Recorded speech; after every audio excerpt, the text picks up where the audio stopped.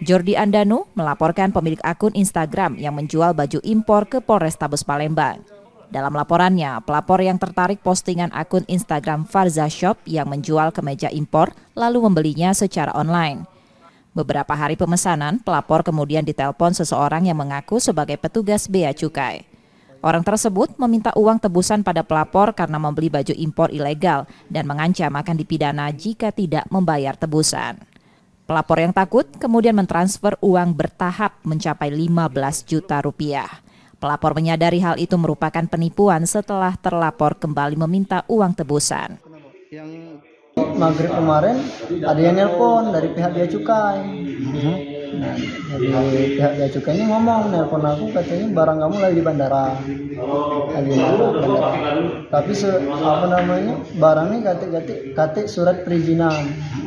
Dari luar negeri masuk barang masuk lagi. Jadi minta di konfirmasi ke toko ada tidak surat izin.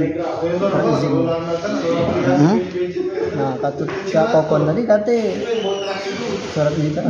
Berapa diminta uang gitu? Berapa diminta ya? 4 kali transfer itu pertama. Berapa juta tuh? 15 ya. Total 15 juta ya? 4 kali transfer. Untuk melancarkan dari Bea Cukai katanya. Itu ya. Laporan pelapor kini ditangani polisi dari Polrestabes Palembang. Yudi Kiswanto, Kompas TV, Palembang, Sumatera Selatan.